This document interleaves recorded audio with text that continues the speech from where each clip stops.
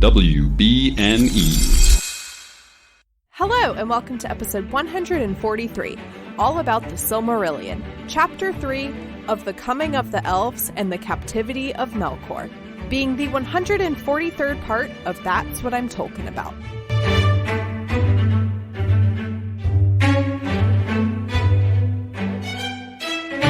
Hello, my name is Mary Clay. If that's too complicated for you, just call me MC. I've been experiencing the world of J.R.R. Tolkien for the first time, and right now I am reading the Silmarillion, so you don't have to. Today, I am joined by yet another wonderful TikTok creator in our corner of the internet known as Tolkien Talk. This is KnewBettaDoBetta. Welcome. Hey, what's going on, guys? How you doing? Thank you so much for joining me. Thank you for having me. I appreciate it so much. Your name has come up a lot in my TikTok community whenever I've asked for recommendations of who do you want to have on. A lot of people have tagged you before, and you've also just shown up naturally on my For You page as well.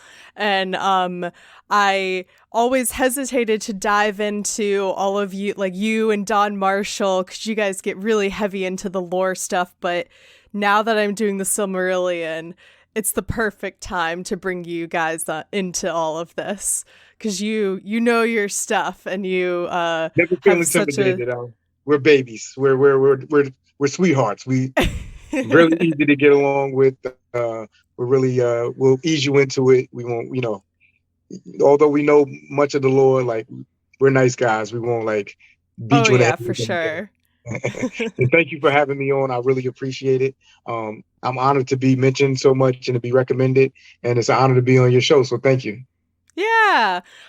Before we go into our discussion, why don't you tell me and the listeners a little bit about your introduction to Tolkien or Lord of the Rings and how that came to be in your life? Literally, I just did my own podcast the other day, and I was explaining the story. I've said it on other podcasts, and I'm happy to say it again. I just was in school one day. I was preteen, like 12, 13 years old. And, I was smart, super smart kid, but I always would just get bored with school and act up. So I would get detention a ton of times, typical story of that.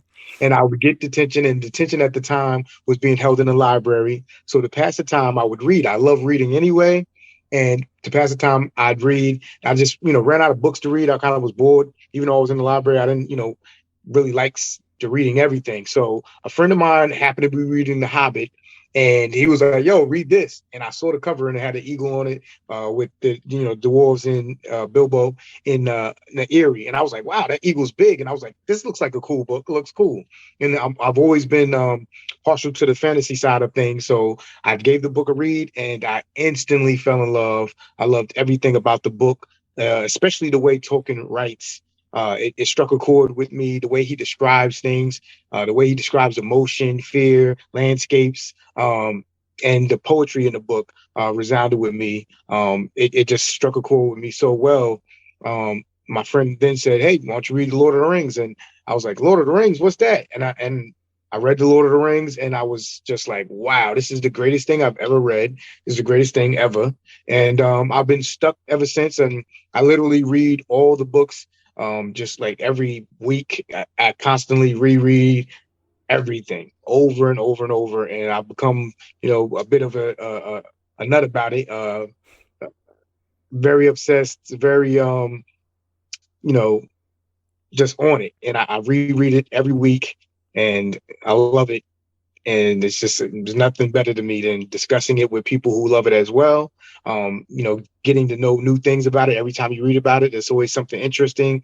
And so that's part of my life. And being able to recently discuss it with other people has been the best thing, because like I said, I always explain that very much where the type of environment where I grew up in, people weren't really into that, fantasy necessarily, or Lord of the Rings. And they just were doing other things, and they had other things they were doing. And, so this was an outlet for me to do this and be able to discuss it with people in the fandom and other people like me, you know what I'm saying? So I'm extremely happy to find Tolkien Talk and be a part of it.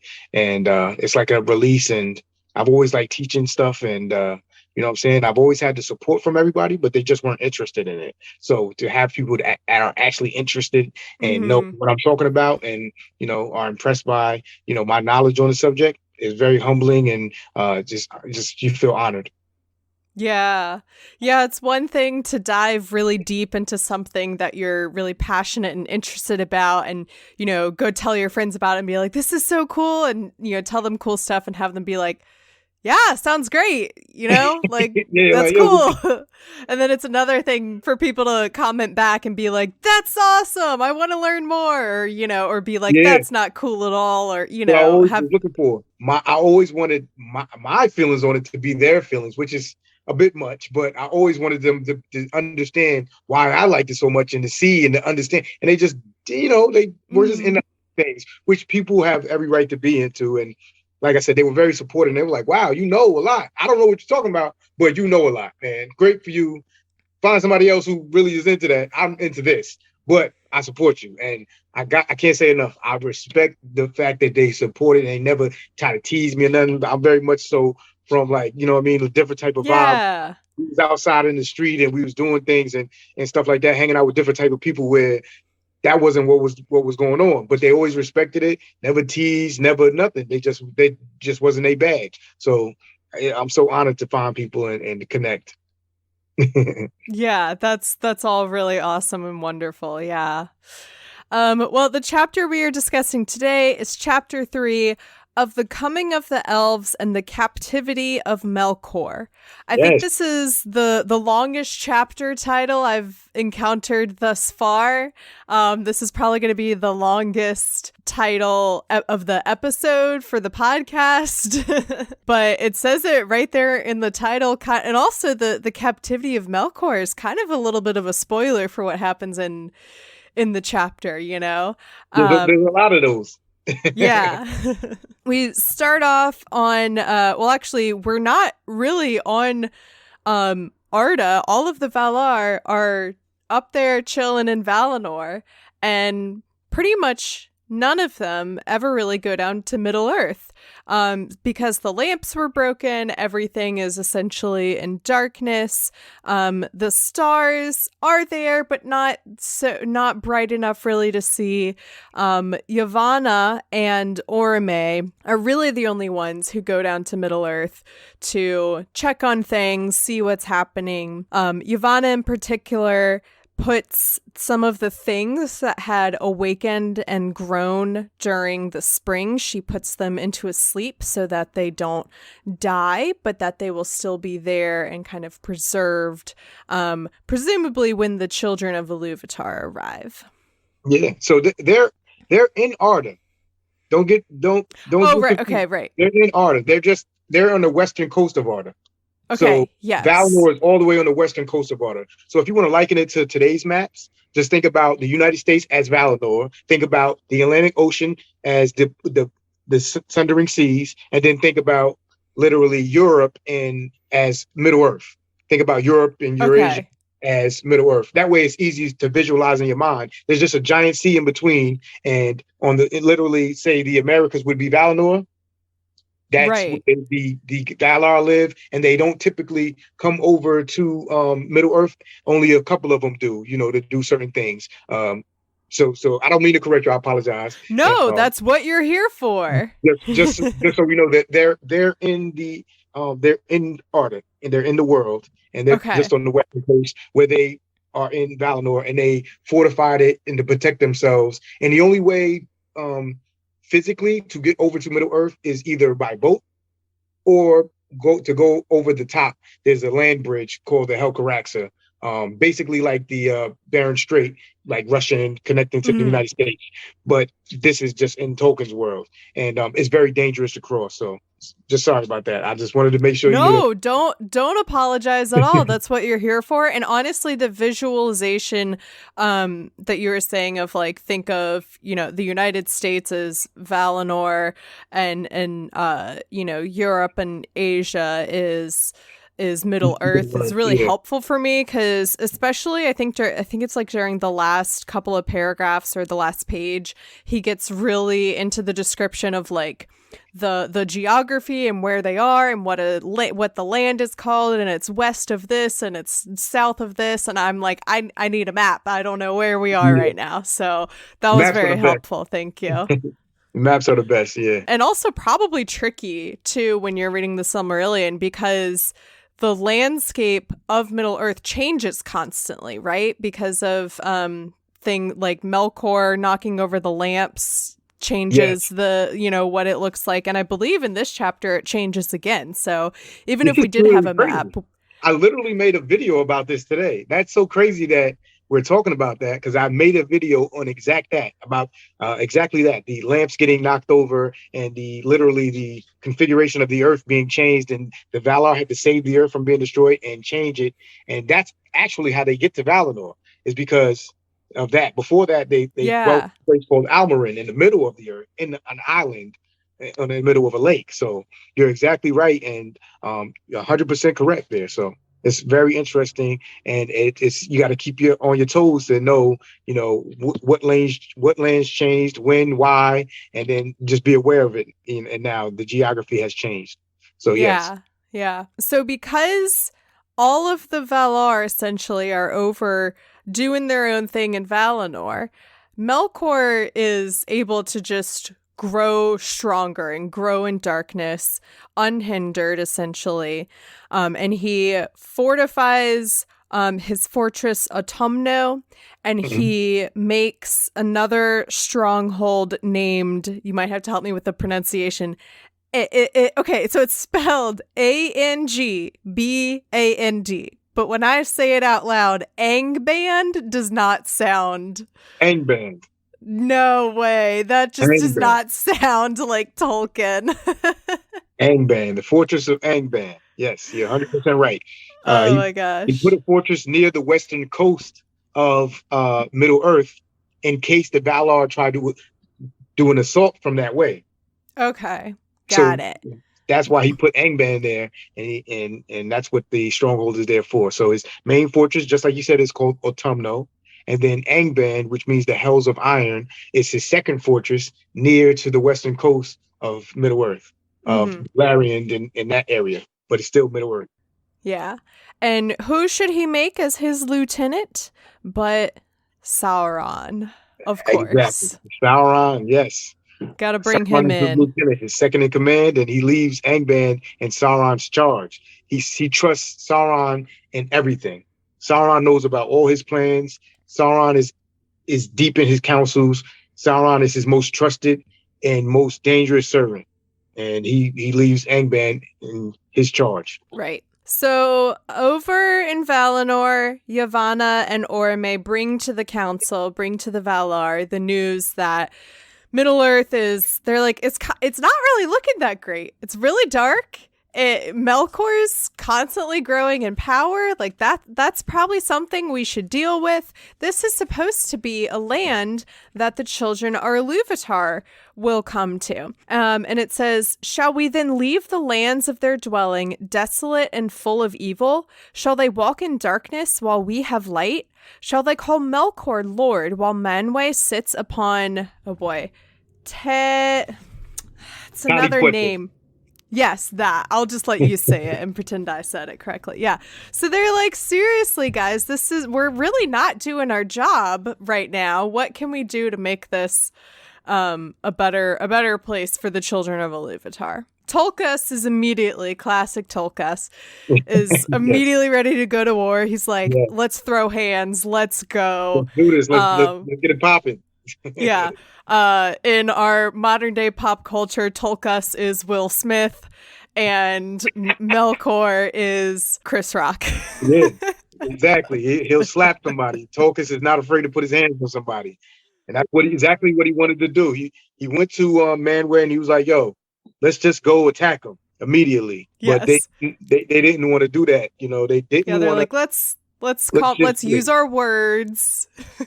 They were afraid to destroy the earth how it got destroyed when they were fighting with Melkor originally when they lived in Almarin, and then Melkor destroyed the two lamps, and they had to so they were not quick to jump in and do that, because their battles are crazy. It's different than just a land scale battle. Literally, the earth gets rendered and sundered apart, and they didn't want to do that. They wanted the place where the children come to be intact, so they held off. And Manwë says, "Nah, it's not the time to do that." But we'll figure something out.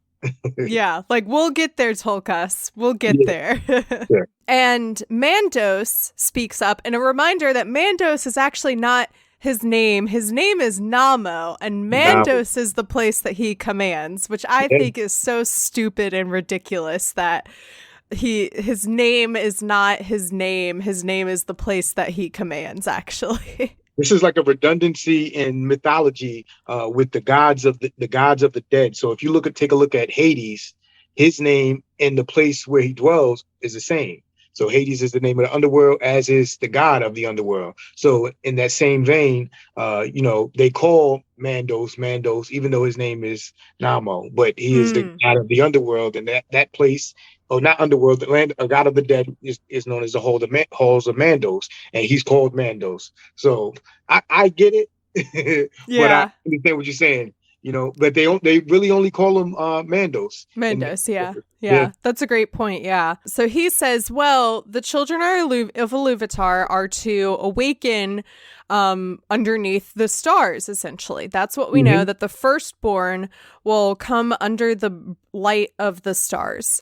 So we need that to happen first. So Varda goes over, turns up the brightness on the stars, to say the least.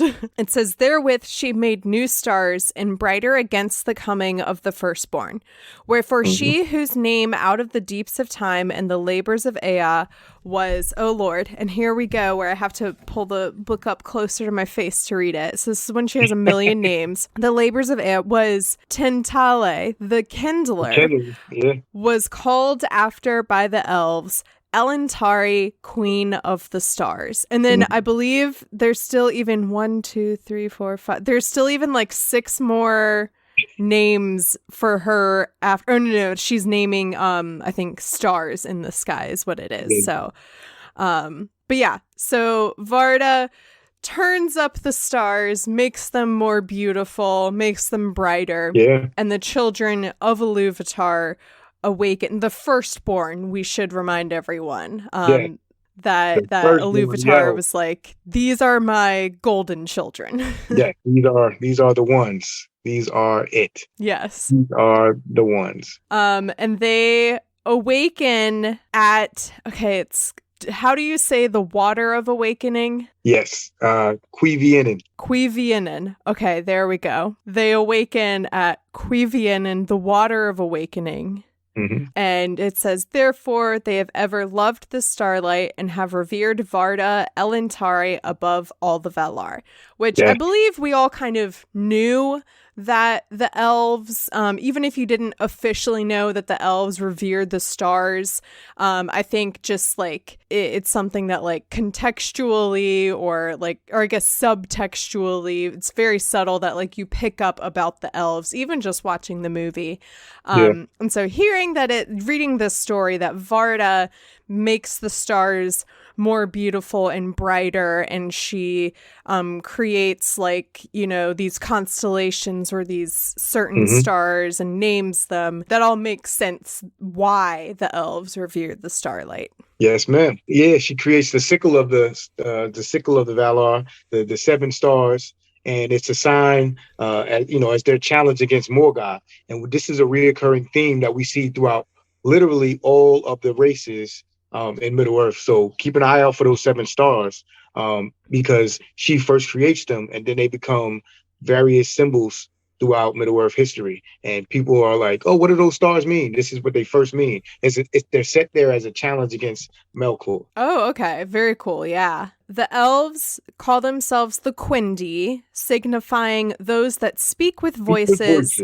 For as yet they had met no other living things that spoke or sang. So, as I understand it, for several years, they are on Middle-earth kind of by themselves. They're just the Quindi, exploring, having a good time. And then one day, Orome is writing, and he hears them. First, he hears them singing, and then he kind of sees them in the distance and discovers, oh my gosh, the children of Iluvatar. They're finally here. This is great news. Unfortunately, because of things that Melkor has done, they are... the Quindi are afraid at first of Orome. And it's unclear if it's because Melkor has sent riders, possibly like, you know, how we imagine from Lord of the Rings, possibly the Black Riders, out near the Quindi. And so when they see Orome on his horse, they're afraid. Or if it's just that Melkor has sent rumors abroad of, you know, warning them that they should be afraid of Orome. Yeah. Some of them run away and hide. Some of them run away and hide and they're lost. And we'll get back to those ones in a second. And Orome walks up and eventually they see that he has, I think it says the light... For the light of Aman was in his face, and all the noblest of the elves were drawn towards it. So they see Orome is a good guy, and they come out of hiding, and they're like, yay, this is great. So the elves that ran away and were lost, Melkor captured them and imprisoned them in Autumno. And they were there for years and years, and by slow arts of cruelty were corrupted and enslaved, and thus did Melkor breed the hideous race of orcs in envy and mockery of the elves, of whom they were afterwards the bitterest foes. And it says this it may be was the vilest deed of Melkor and the most hateful to Iluvatar. Yeah, to change his prized children into the most hated, the firstborn. Opposite. Yeah, he changed them into complete opposites of what they were supposed to be. He can't create life, but he can twist it and alter it, and that's exactly what he did. And to do that to Iluvatar is just a giant slap in his face, because Iluvatar, embedded in them how much he wanted them to take care of the elves, how he wanted the Valar to take care of the elves and prepare the way for the elves, and for him to twist the elves into just sick, wicked beings. It was like a giant slap in the face to Iluvatar. So that's why it says that, and that's how the orcs first became into being. Yeah, this is a huge thing. Of course, coming from Lord of the Rings, orcs are like one of our primary, villains. We see thousands of them in the movies, and of course, Legolas and Gimli have a battle to see who can kill the most. So we know who orcs are, and we know what they are, and they're these gross creatures. And so hearing, I think I had known or heard hints at what the origin of orcs were, but never really was like, I was like, I'm sure I'll learn that eventually. And here it is now. I'm learning it. That they were originally elves, which is it's a very sad tale, but it's very cool to hear all of these origins of these, kind of like connecting a lot of pieces from what I know of Lord of the Rings, which is happening in like the absolute last ages of Tolkien's world compared to now, the absolute earliest ages of his world. It's so cool to see how it plays out, how it comes into being, seeing things set up, seeing things come into fruition, seeing the origins of hatred between two races, it's a bunch of stuff. Even the fact that you didn't, in the Lord of the Rings, you have no clue that there's gods, really. You kind of don't really get into that. But then you find out there's these beings moving this stuff, and then you're like, well, why aren't they doing this? And so just reading the Silmarillion is very eye-opening, and it's just amazing. Yeah. Orome, having discovered that the children of Iluvatar, the firstborn, the Quindi, are now here, brings word back to the Valar in Valinor. They're all very worried because Melkor is still out there, and the elves are there now, and so they're like, we gotta Tulkas. it's your time to shine. Let's go to war. Yeah, they do indeed go to war. And at first I kind of made fun of Tolkien a little bit because as I was reading it, it within a paragraph it kind of summarizes. It says, "But the Valar made ready and came forth from Aman in strength of war, resolving to assault the fortresses of Melkor and make an end. Never did Melkor forget that this war was made for the sake of the elves and that they were the cause of his downfall. Yet they had no part in those deeds, and they know little of the writing of the might of the West against the North in the beginning of their days." And so at first I was like, okay, so he's already acknowledged that Melkor loses in this battle. Classic Tolkien glossing over big fights. But he actually goes into a lot more detail than he usually does with wars and battles. And once again, like we were kind of talking about earlier, it says, "In that time, the shape of Middle-earth was changed, and the great sea that sundered it from Aman grew wide and deep, and it broke in upon the coasts and made a deep gulf to the southward." And then I think it says, "Many lesser bays were made between the Great Gulf and how did you say that? The Helcaraxa. And that's the big land bridge that you... Yeah, in the north. It's called the Sea of Grinding Ice. It's like very treacherous. Like you can cross it, but like you'll probably die in the process because the ice falls and rises, and it's just like the most hectic. It's really dangerous. Really dangerous. Like only like deities can cross it. Like the Valar can cross it no problem. The Maiar can cross it no problem. They're spirits, and they're gods and whatever, and angels like beings. But the elves or men trying to cross it, very treacherous. It's very difficult to cross it. It's like going to Antarctica and trying to trek across Antarctica, but imagine it, giant convulsions of ice rising and falling constantly. That would be more likened to the Helcaraxa. Okay, got it, yeah. And then it says, "The lands of the far north were all made desolate in those days, for there Autumno was delved exceeding deep, and its pits were filled with fire and with great hosts of the servants of Melkor." Mm-hmm. So is that the beginnings of what becomes Mordor? No. Mordor Here I was thinking, I was like, ooh, I see what's happening. No, Mordor is later, but as you said, okay. We'll get into Mordor.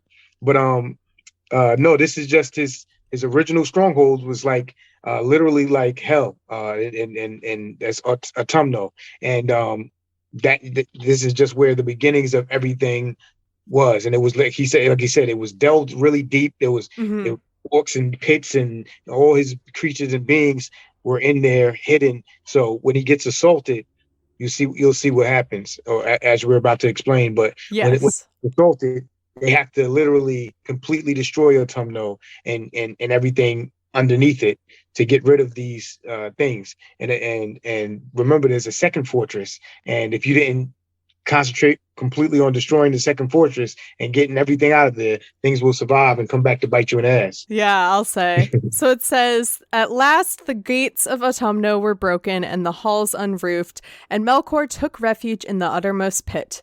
Then Tulkas, good old Tulkas, stood forth as champion of the Valar." And it says he wrestled with him, which I think is just kind of funny to imagine, like just rather than like duking it out with like usually in fantasy, it's a sword fight, or there are powers involved or something. But somehow the idea of like two, all powerful beings just like going at it hand to hand and just like wrestling just seems kind of funny with me. But that's Tolkien's gift, is he is the god of strength. So it's not that he's actually stronger than Melkor overall. Melkor overall is the strongest Valar. This is why he was able to hold off all the rest of the Valar by himself for so long until Tulkas came. Tulkas doesn't get dismayed by things, and he physically is stronger. So as long as he can physically attack Melkor, Melkor can't win that fight in that sense. But Melkor's strength is in other things, and you'll see as time goes on, he puts his strength into other things and other uses, and it lasts far longer than somebody's physical strength. So as we see, he can't beat Tulkas physically, but we'll see other things happen, and we'll see Melkor's strength is in other things. So that's a good explanation, because people always say, well, if Tulkas is stronger, what's the problem? Why didn't he just Tulkas is just physically stronger? He's nowhere near as strong as Melkor overall, and in different things that Melkor can. Okay, yeah. But in the sense that they got face to face and they had to physically fight each other, he can win that. But other than that, he can't do half the stuff Melkor could do. Tulkas is actually the weakest of the Valar comparatively in their strengths, which you already have read.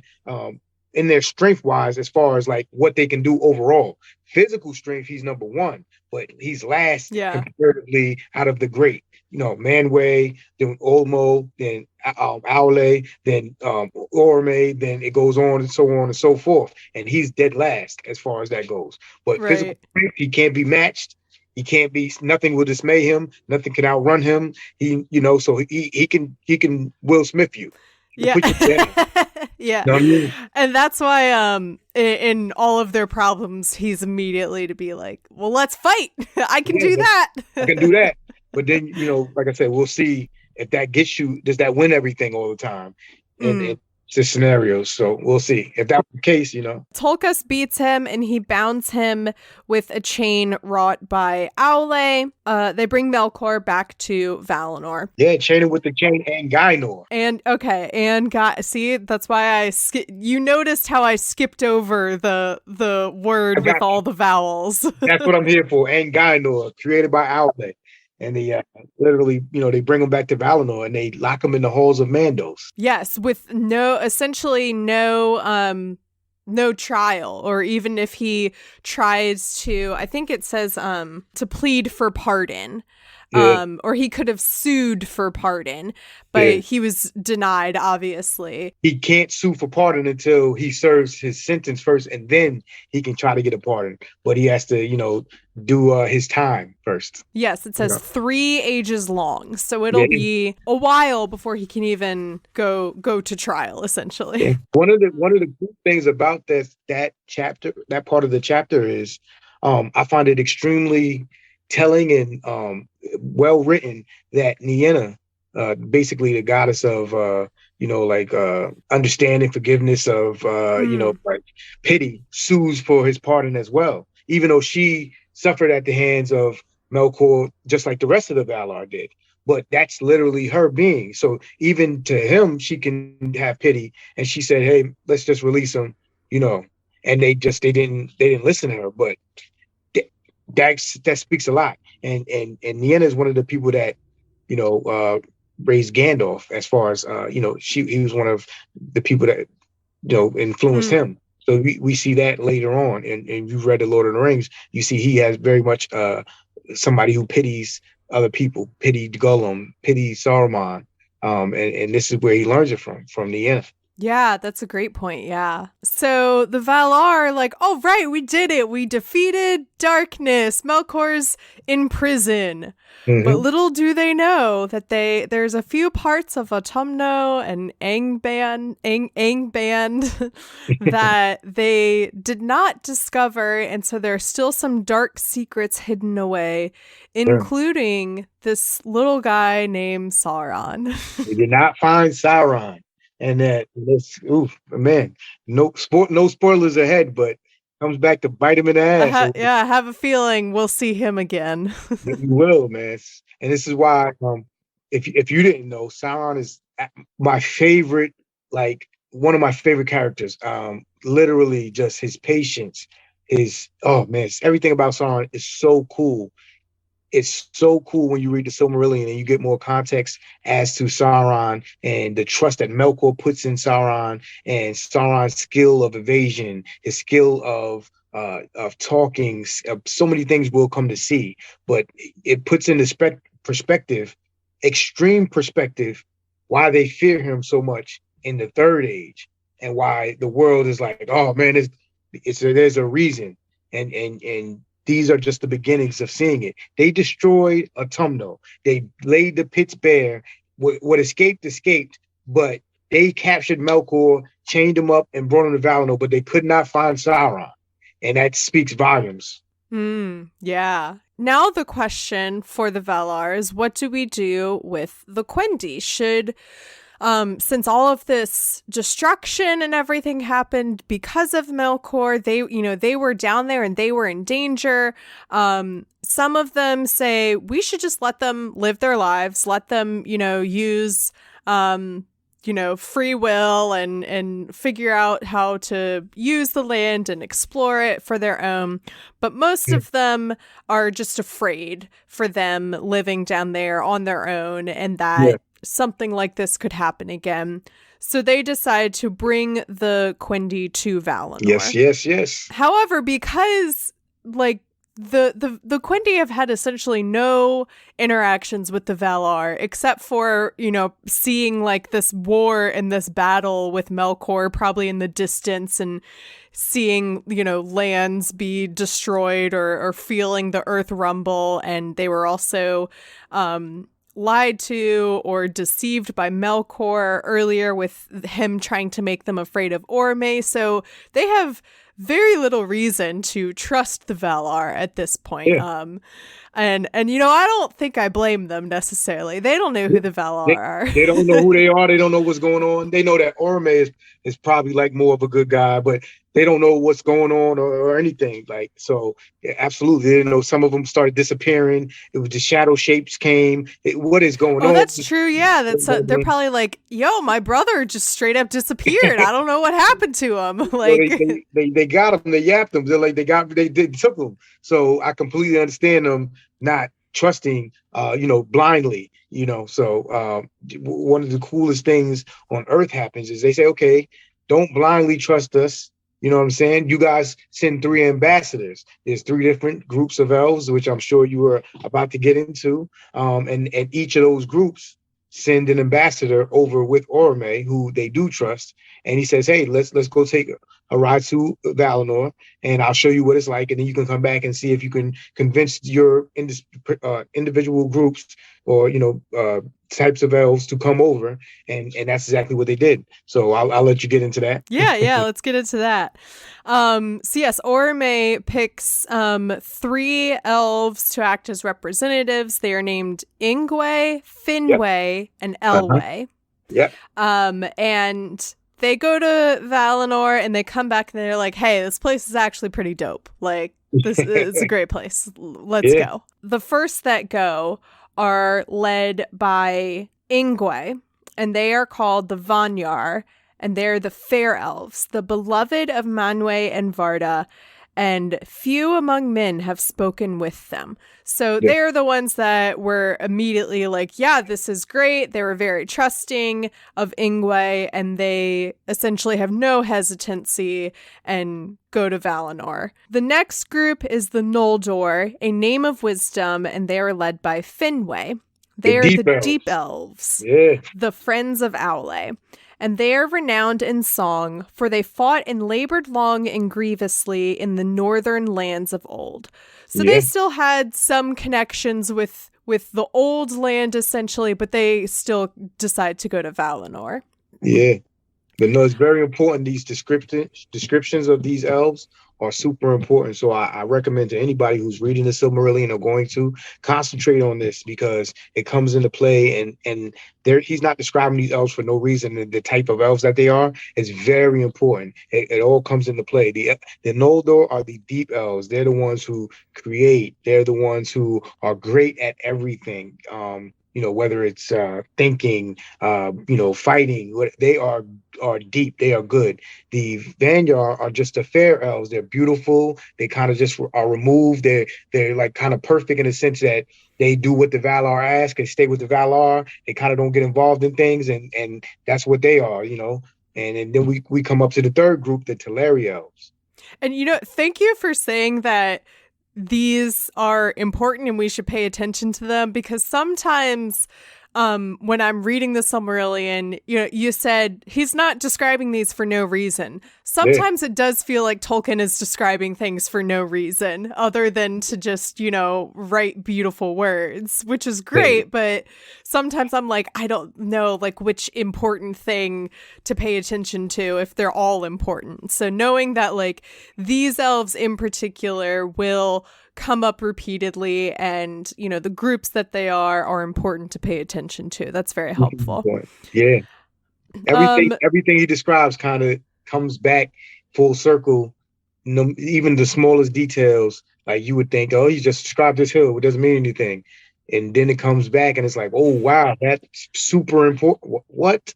And this is why we love the lore so much. It's so deep and beyond genius. And when you get further into Silmarillion, you will see it, and you're gonna be like, wow, how he described these elves.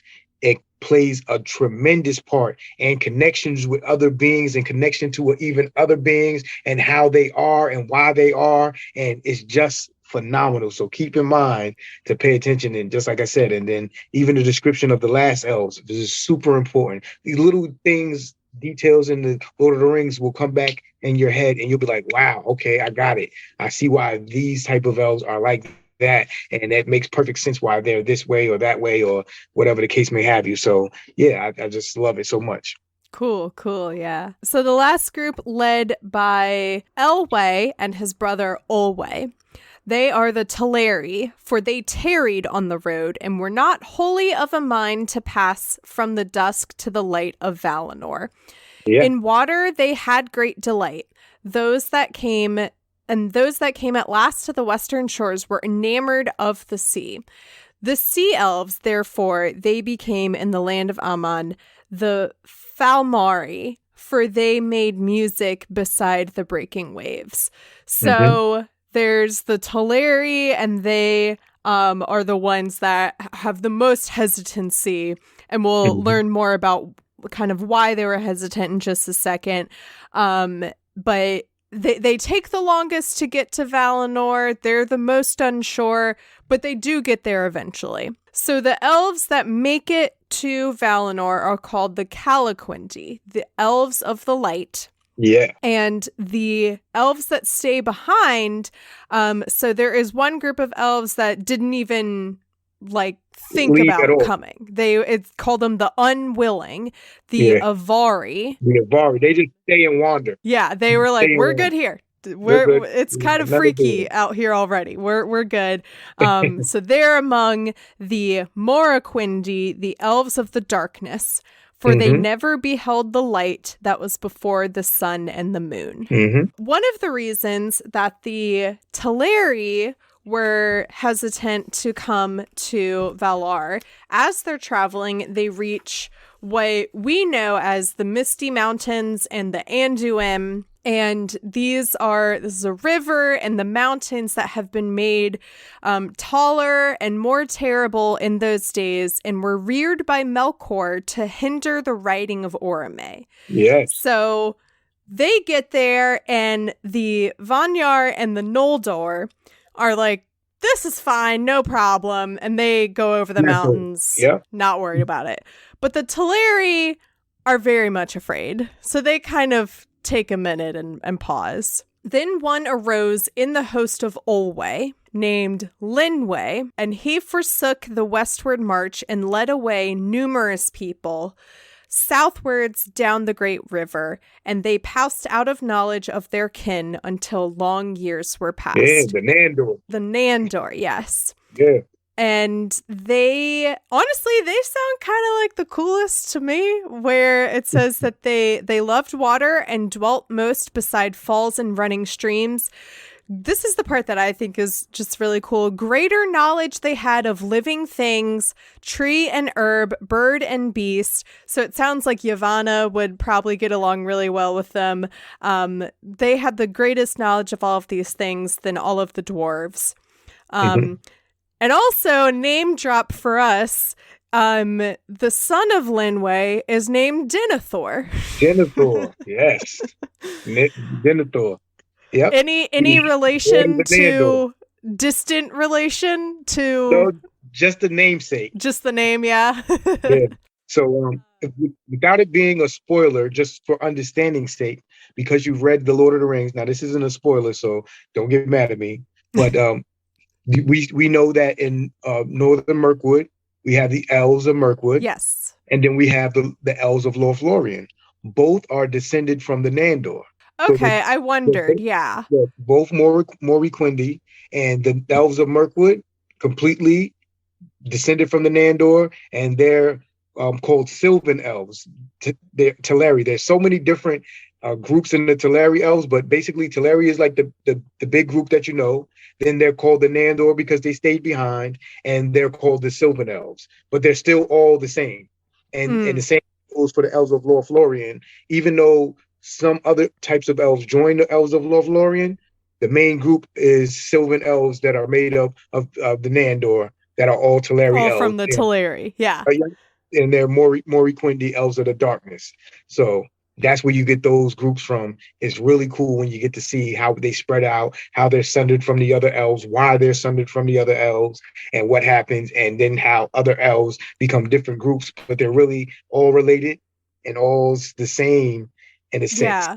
So yeah, it's cool to see how, originally they started out as this one group, the Quindi, and then hearing all of these different stories of, well, these ones went off because they had complete trust over Ingwe and Orme and the Valar, and these ones were a little more hesitant, but they became buddies with, I think it's an Aule, and these ones were more hesitant. So it's really cool to see the backstories of all these different peoples as or I say peoples, but they're elves. The elves, to see like different, character traits and personalities and interests coming out of these different groups, and hearing, okay, the Nandor love water and nature, and they learn a lot about plants and animals, and knowing that they are the Mirkwood elves and the Lothlorien elves, that makes lots of sense. Yeah.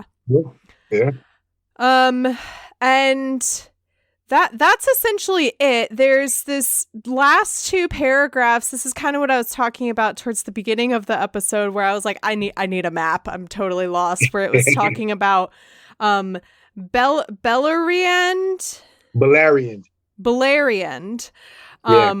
Which is the western. Yeah, so it says, at length the Vanyar and the Noldor came over arid Luin, the Blue Mountains, between Eriador and the westernmost land of Middle Earth, which the elves named after Beller. I've already forgotten what you said. Beleriand. Yeah, Beleriand passed over the Vale of Sirion, the Great Sea between Drengist and the Bay of Balar. There's a lot of places being dropped, and I'll be honest, I gave up on the last two paragraphs and was like, I think what I'm supposed to take away is that these elves eventually got to Valinor. They got to Valinor. So I guess that's where the chapter ends, and then you'll see, even more of the breaking up of the groups of elves or whatever the case, but I'll let you get to that. So just so we're understanding, if you're familiar with the map of Middle Earth, at the very western edge of Middle Earth that you know from the Third Age, where you see the Grey Havens, west of the Shire, and then you see those are the Blue Mountains right there. And then you see the Grey Havens, and literally past that west was a land. It was a giant land there that was all connected to Middle Earth, and it was called Beleriand. And that's where everything happens in the First Age. So everything east of the Blue Mountains literally doesn't even come into play until the Second and Third Ages. Everything we're going to get into is going to be in Beleriand, because that's where everybody kind of settles or come back to, and that's where the story takes place there. So you're going to have to learn those lands, get a map, and we can go over it. Sirion is the largest river, the most important river in Beleriand. So you're going to hear Sirion a ton. You're going to hear the River Sirion a ton. It's very important strategically, and everything else. Sirion is important. Drangist is the western, it's a western port, kind of like a harbor where people come back from Valinor over to Middle Earth. Over to Beleriand. So the Firth of Drangist is where people arrived if the elves were coming back to Middle Earth. So that's important. And then other things, but I'm trying to just give you a little gist of geography. So Okay, so Beleriand is where essentially the stuff that we'll be reading about, that's where it's taking place. The entire Silmarillion takes place in Beleriand. Yes. Beleriand. Okay, cool. Great to know. Thank you. Yeah, we'll definitely need to start looking up some maps, especially it's just so tricky that Tolkien, how, this is now the second chapter in a row where something's happened that has changed the shape and the geography of the land forever. So I'm like, well, great. Now, whatever image I had in my head, I have to throw that out and figure out a new one. So you didn't get to the hard chapter where he's describing all the lands of Beleriand, and you're going to be like, what? Oh, no. It pays off when you paying attention and looking at the map. It pays off so much, and then you get the strategy and the things that happen and the placing and everything. It just comes together so perfectly. Like, I don't know how anybody could ever outright Tolkien. I don't think it could be done. Like, it's ridiculous. It's ridiculous. And you'll come to appreciate it. So it'll go from not understanding, confusing, hard to, oh my goodness, this is ingenious. And you'll understand everything, and the names will come second nature to you. You'll know what type of elves live where the dwarves live, where Morgoth's castle of Angband is, and so many different things. And we'll get to all of that. So I can't wait. I can't wait to hear your feedback from you reading that. Well, thank you so much for coming on. We're at the end of the chapter and the end of the episode. I absolutely loved your passion for the Silmarillion and Tolkien. Because it's, as we spent an hour talking about just a few pages, and a lot of things happened. So, thank you for coming and sharing your wealth of knowledge with me and the listeners. Where can people find you on the internet, and what would you like to share with the audience? Thank you very much. You guys can find me on TikTok. You can find me as KnewBettaDoBetta, KnewBettaDoBetta, all one word. KnewBettaDoBetta. You can find me on TikTok. That's my main thing, my main platform. But I'm also on YouTube. Same thing, KnewBettaDoBetta. I'm also on Twitter. I'm also on Instagram. You type in KnewBettaDoBetta, I'll pop up. Even if there's a slight, like there's a 3 at the end because somebody else had the name. But main thing I want to tell you guys is that I too have started a podcast. So I'm in your vein now. I released the first episode few days ago, or a couple days ago, rather, even yesterday or the day before. And you guys can find that on Spotify. It's called Voices of Order, where me and a friend of mine, Callie Cosplay, who I met on TikTok, and we became friends, and we talk about Lord of the Rings and have conversations. And our first episode was released earlier in the week. So check that out on YouTube and Spotify. It's called Voices of Order. Episode 1, episode 2 will be out during this week coming up. We're going to shoot it on Wednesday or record it on Wednesday. So, guys, please follow me on TikTok, like, share, comment, all that good stuff. And I can't thank you so much, Mary, for allowing me to come and just, nerd out with you and have fun, talk about, your understanding of the book. And you did an awesome job. You are awesome. Keep doing what you're doing. It excites people like me to see somebody getting into the writing, the reading, and then, being able to help them along or, share that journey with them. Great. Well, thank you so much. Yes, listeners, make sure to go check out all of his stuff and all of and the new podcast. That sounds so exciting. Congratulations. All of that will be linked in the episode description. That's What I'm Talking About is a proud member of WBNE. If you want to learn more about the network, go to WBNE.org, where you will find all of our shows like Late to the Party. The cover is by Vaishon Brandon. You can support him on Instagram at Vaishon Designs. You can get merch for That's What I'm Talking About by going to tpublic.com/user/TolkienAboutPod. You can follow the podcast on Twitter and Instagram at TolkienAboutPod. You can follow me on Twitter at MCWattsUp and Instagram at MCTurndownForWhat. You can support the podcast by becoming a patron. Go to patreon.com/TolkienAboutPod to explore the different tiers and perks that are available. I have some new announcements regarding Patreon. I was very displeased with myself. There was never any negative feedback from from my patrons because they're all wonderful people who support the podcast and support me. And I have never taken that for granted. And I so appreciate the fact that people want to do that in the first place. It's just so amazing to me. But I wanted to feel like I was showing my appreciation a little bit better. I was not managing the perks that I had as sufficiently as I wanted to. So here are a few updates regarding the Patreon perks if you are interested in joining for the first time or updating your pledge. First and foremost, everyone, when you join Patreon, will get a postcard. Just when you join, it used to be it was every 6 months after you remained a patron, but that became too unmanageable for me and I kept losing track and getting behind, and then it was a lot to catch up on.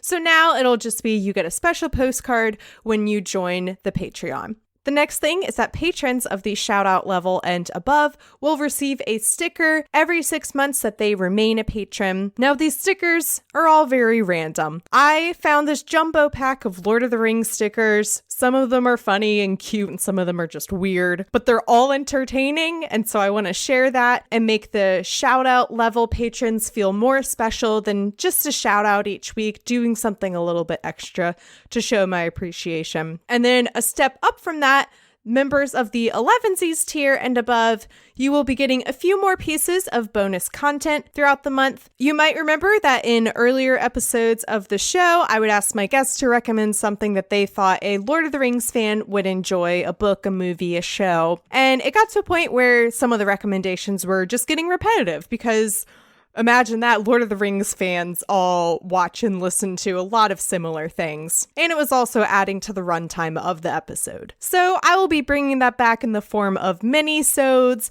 just a quick post-show recording with my guests that you can listen to if you're a member of the 11sies tier or above. So to summarize, you will get a postcard when you become a patron. If you join the shout-out tier or above, you will get a random Lord of the Rings sticker every 6 months.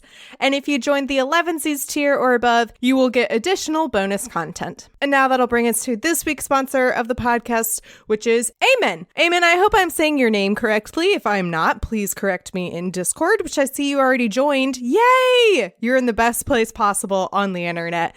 I'm excited to get to chat with you more often in Discord, and thank you for supporting the podcast. And one final thing before we wrap up the episode, if you are reading the Silmarillion along with the episodes, next week we will be reading both chapters 4 and 5 because chapter 4 is very short. Now, before we go, do you have any parting words for the audience? Parting words for audience, man. If you knew better, you would do better. And Boromir did nothing wrong. Ooh, might have to.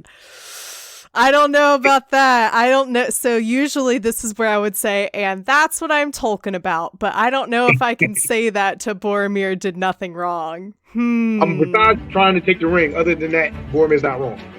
Besides trying to forcefully take the ring, Boromir's not wrong.